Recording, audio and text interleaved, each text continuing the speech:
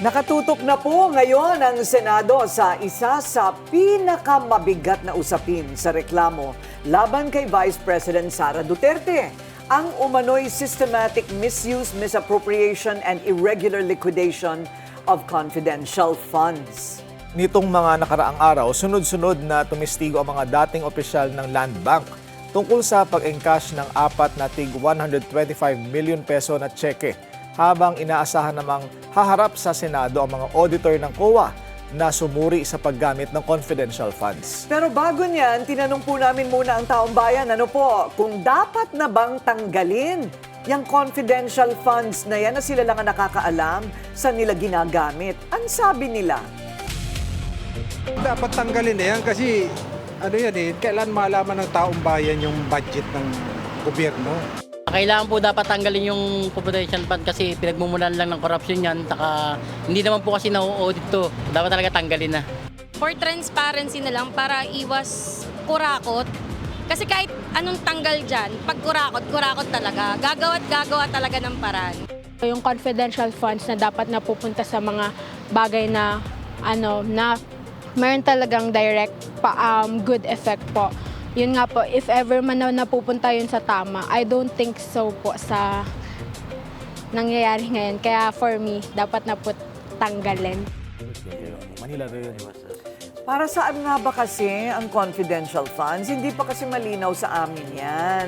So sa dinami-dami ng dekadang dumaan, eto, finally tinatanong na ng taong bayan, para saan ba yung confidential funds na yan? Habang dumarami ang mga dokumento at testigo na inihaharap sa Senado, mahalagang maunawaan kung ano ang tunay na legal na bigat ng mga ebidensyang ito. Kaya kasama din natin ngayon ang isang law professor mula sa Philippine Law School, Attorney Pio Garay-Blas. Welcome back to Memo, Attorney Pio. Magandang umaga, Ma'am Corina. Magandang umaga, Sir Willard. Magandang umaga sa inyo lahat. Ayan, okay. Si Attorney Pio, ang kanyang father ay yung dating, is it the executive assistant? Secretary to the Mayor. Secretary to the Mayor Alfredo Lim in Manila. Parati namin nai-interview yan ng aking dating partner na si Ted Filon. So, pati ang mga local government heads have confidential funds. Yes, ma'am. Tama po ba yun? Meron po. Okay, so para saan po ba yun? Ang confidential funds po, ma'am, it is intended to be used to maintain peace and order in a given place, like a local government unit or in a national setting, like the Philippines. Yan. Okay, so where is that written? I mean, confidential funds is supposed to be for peace and order and national security. Saan po yun? So it starts with the executive branch, the DBM, the Department of Budget and Management. And it is actually written? Enacts a program, we call it an annual appropriation program, and it is inserted there. And then after the program is made by the DBM, the program is transferred to the House of Representatives. It is deliberated, it becomes a bill, and then after the second reading, the bicameral conference committee may or may not tackle on the issue. So once the bicameral conference committee tackles the same, it will be on its third reading, and then it will be presented to the President for it to be signed. So that item, the confidential fund, is part of the General Appropriations Act of a particular year. Okay. Yan. So para sagutin ng maikli, yung confidential fund is granted by law. Granted by law. Pero sabay-sabay pong tinatalakay yan. Hindi yung patingi-tingin na, kailangan ko pala ng confidential funds. So, kailangan nila dumaan sa buong prosesong yun na naman? Or does everybody have a deadline? Do you need confidential funds or not? So, submit all your requests and it will be passing to law. Yes. Whenever there is a budget deliberation among all the offices and departments in the executive branch of government, the department head as well as his technical working group may or may not include a confidential fund. Now, should a department head include a confidential fund, he and his team must be able to defend it accordingly before the House of Representatives. Because an appropriation bill originates before the House of Representatives. Sa dami po ng mga humihingi ng confidential funds, isa-isa po kailangang i-defend yan? Ma'am, marami rin pong mga offices and departments na hindi naman humingi ng confidential funds, no? Kagaya ho ng DSWD. Wala akong reason para mag-conduct ng surveillance sa pagtulong sa mga nangangailangan, sa mga taong nasa laylayan ng So lipunan. historically, wala silang confidential funds? Most of the time, those departments who are requesting for a confidential funds are related to law enforcement, offices that are enjoined with the responsibility of defending the country, and those agencies that are similar to the aforementioned. So anong pananagutan, Corina, attorney, ng halimbawa, Pangulo at ng Senado at Kamara kapag halimbawa na misuse ang confidential funds, gayong sila ang nag-approve na bigyan ng confidential funds ang isang particular agency o opisyal na gobyerno? Depende kung sino yung nag-violate ng paggamit ng confidential fund. Kagaya ng Vice President natin ngayon, there is an allegation that she violated, that there was a systematic misappropriation, misuse, and irregular liquidation of confidential funds. So dahil doon, ang kaparusahan sa kanya ay ang pag-file ng impeachment complaint. Ngayon, if we are talking about a non-impeachable officer, a criminal action for plunder or violation of the corruption law may be had. Okay, so bakit po pinayagan kaya ng bakit sa budget appropriations all the way to approval and disbursement pinayagan ng DepEd na magkaroon ng confidential funds? I mean, kahit na anong balibaliktarin ko yung utak ko, ano ba ang kinalaman ng DepEd sa national security? Dalawa ang maaaring kasagutan dyan. Una, maaaring na-justify ng Vice President natin yung request niya. Pangalawa, there is a political component when you are requesting for budget. So, maaaring nag-exceed ang karamihan na bigyan siya ng confidential funds. Okay. Sa Ayun na yun. Oo. Yung pangalawa na yun. Kasi magkakampi pa sila ng Pangulo noon. Oo, Nung magkabati time pa na sila noon eh. Humihingi siya ng budget at that Oo. year. Oo. But how could it be that all the other vice presidents, Willard, mga 6 million lang ang kanilang ceiling. Hindi naman ceiling, kundi yun lang ang nakatala no? Oo. From Jojo Binay, Chuvisong Ginggona, Noli De Castro, etc. Bakit po kay Sara Duterte umabot ng 500 million? How is that possible? Well, unang-una, we have to consider the rate of inflation. Nung unang panahon, nung panahon ni Fidel Ramos, as we move forward, yung halaga ng piso, medyo may kalakasan pa noon. So ngayon, humingi siya ng malaki kasi... Sir, layo naman. Sobrang layo. Tingnan nyo yun, no? So,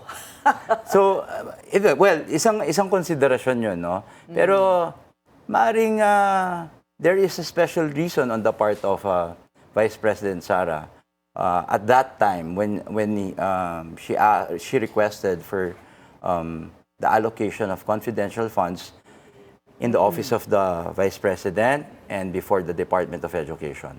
Ayun, okay. So, kumbaga, sila na lang nakakaalam. Oo. Bakit nakalusot yon?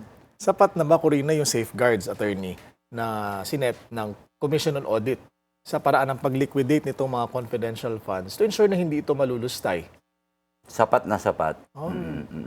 Kasi ayon sa circular ng COA and instruction order ng DBM, kahit na confidential in nature yung disbursement, it must be duly receipted and proper documentation must be submitted. Okay, so should be submitted. Yeah. So, ang sinasabi po ninyo sa batas ay sapat ang batas sa mga requisitos nito kung paano mo ipapaliwanag kung saan mo ginastos. Sapat na sapat po. Kasi ma'am, kung hindi po if we are going to disregard that COA circular, pati po yung DBM instruction order, ibig sabihin po, pinahihintulutan na lang nating ibulsa ng mga officials natin in government yung mga confidential funds na binigay sa kanila ng gobyerno. Well, dapat, ganon. Pero yung ba ang nangyayari? Ay, question. Kailangan bang ipaalam kung saan gagamitin? Or pwede na nilang gamitin tsaka na lang tayo magtuos? Ma'am, that's why it's called confidential, no? So, kaya mo ginagamit yung pera na yon kasi, well, one, for the defense of the country, two, for gathering of intelligence, and three, to outsmart criminality, those who will sow violence and or terrorism. So, kung i-announce ko, kung ako po, recipient, if I am the Department of National Defense Secretary, and then I will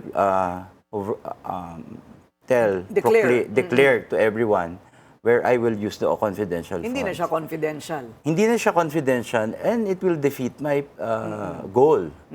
Compromises the plan. yeah. Oo. So, ang mga mayor, in your opinion, dapat talagang mabigyan ng confidential funds? Dapat po, kasi ma'am, yung mga nasasakupan ng mayor, kagaya po noong time na nagtrabaho ako sa City of Manila as the Assistant City Secretary, as the assistant of the secretary to the mayor, who is my dad.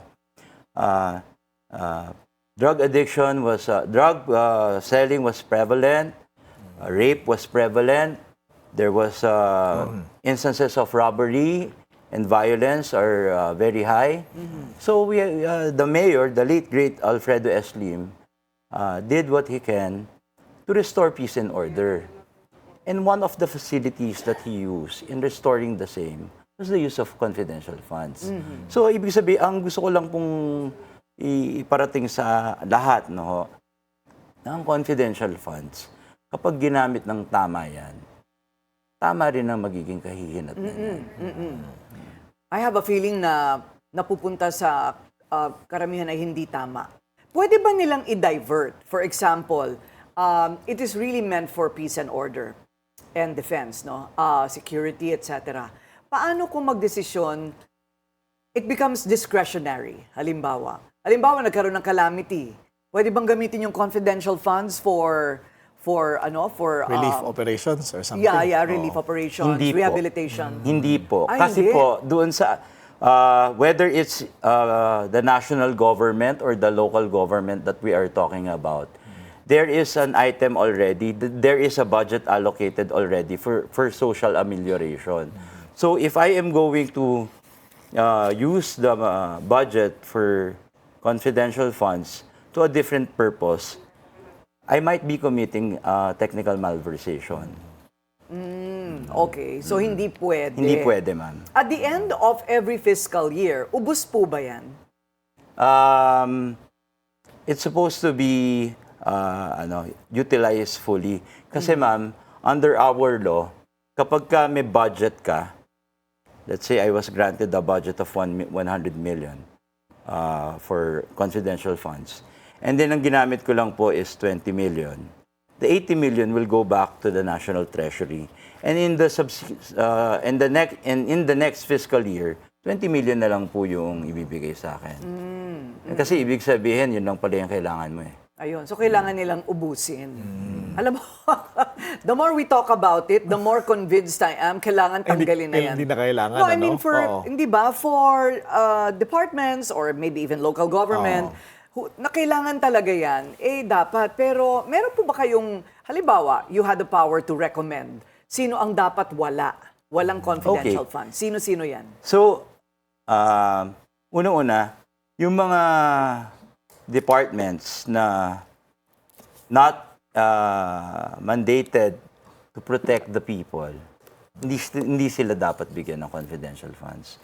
Pero yung AFP, PNP, NBI, yes. Oo naman. DND, local government units, and maybe even attached agencies of the PNP and the like, maaring bigyan. Maaring bigyan. Okay. Pero ma'am, kung Department of Science and Technology, Department of Trade and Industry, what are we going to surveil there? Correct. Doon naman, attorney, sa pag-liquidate ng mga confidential funds, justified ba yung paggamit ng, halimbawa, mga fictitious names, mga pekeng pangalan, para palabasin na na-receive itong pera? Kasi ang sabi ng prosecution, walang justification yan. Ang sabi naman ng depensa, edi mababiolate or mababaliwala yung pagiging confidential in nature ng pondo. Napakaganda ng tanong mo, Sir Willard. Okay. Ang recipient ng confidential funds should be protected. He should be kept in secrecy, okay? But if a situation arises, just like with what's happening right now with Vice President Sara, ultimately, kung Mary Grace Piatos ang pangalan ng tao at ginamit at wala talagang Mary Grace Piatos, alias lang siya, the confidential agent assuming Mary Grace Piatos should come out. Kasi this is a matter of transcendental importance. This is a matter of national security. This is of paramount public concern. And this involves public order. So, you cannot conveniently use the excuse that the person should be kept in the cloak of darkness because he performed a mission that is very important to the country. Hindi pwedeng ganon. We have the facility to protect that confidential agent if he comes out. Kaya nga, di ba, isipin mo yung mga involved sa flood scam, di ba nasa witness protection program sila? They are being protected by the national government, by the Department of Justice, with with more reason that we have the facility to protect these people. Kumbaga hindi na concern yung baka mablow yung cover ng isang ahente. Kung mablow yung cover niya, napakatalino ng mga ng mga taga-gobyerno natin. They can find a workaround in order to protect and ensure the safety of the. Oo. At saka, well, basically, in the spirit of the law, pera namin yun eh. Tama. Pera natin yun, right? Tama. We pay taxes. So when we demand for accountability, then they have to be accountable. Hindi ba? So hindi naman kailangan talagang parating dinideklara mo, ito tatago ko muna ito. Hindi naman, di ba? Hindi naman natin dinidemand lahat. Ito lang sa pagkakataong ito. Dahil nga nagkaroon ng mga question. Which by the way still needs to be proven beyond doubt. Di ba? Itong kay Vice President. Paulit-ulit po na binabanggit ng defense na sa 2024 COA Annual Audit Report po ay wala umanong findings ng loss of government funds. Kaya nga yung COA, hindi ba? Parang, do you think that the COA, from a legal standpoint, is also complicit if found guilty? No. The reason there was a finding like that by COA was because the cover of the Vice President and those who belong to his office were shown. And dahil doon, ma'am, nag-ingat na sila ng 2024. Oo. So, na-expose sila ng 2022. 500 million ang inallocate sa kanila. It was irregularly liquidated sa Office of the Vice President. And I think it's around 215,500,000 ang allocated confidential funds sa Department of Education. And then there was a finding of irregular disbursements. So naturally, kung meron kang ganong dilemma, come 2024, mag-iingat ka na. And because of that, there was, naturally, there is no finding of irregularity on the part of COA with regard to, in relation to the Office of the Vice President. So far, in your opinion, last question po, no? Kasi nakita natin, di ba, pare-pareho nga naman yung mga pirma sa ibabaw ng iba-ibang pangalan, etc. So, do you think this is going to be very damning against the Vice President? Most definitely, ma'am. Kakabasa ko lang po kahapon noong Article 1. I think it's 1,827 fabricated signatures. So, that is going to be a challenge on the part of the lawyers for the respondent to countervail that finding of the NBI.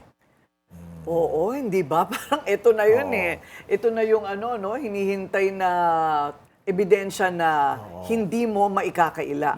Okay, so kailangan nilang, well, we have to hear the defense. Marami pong salamat sa inyong panahon, sir. Eto ngayon, tinanong natin ngayon ano po sa ating mga manonood online para malaman, dapat bang tanggalin na ang confidential funds? Ang sabi nila, Ricardo Abuedo, confidential funds are a source of legal and tolerated corruptions. Meron palang legal corruption, no? Sabi ni Alan Mendoza Hernandez, yung kumurakot sa confidential funds ang unahin. Arnel Dawal, removing those funds, then it will be the day of feasting for CPP-NPA. Hindi naman kasi sa lahat. Hindi ba? Sabi naman ni Mars Amariliento, taxpayer money should not be confidential. Correct, I agree. Lavin, yan lagu, buksan lahat ng meron yan. Naku, ano kaya mahahanap natin? Matatao bang flood control project dyan? Oo, dahil siguro nagpakasasa na ibang nakatanggap din ng confidential funds eh. Oo nga, Oo. iba pa yung discretionary, hindi pa natin pinag-uusapan ng discretionary Oo. fund. Maraming salamat po sa inyo, Attorney Pio Garay Blas. Maraming salamat, ma'am. Maraming salamat rin. Thank you, Attorney.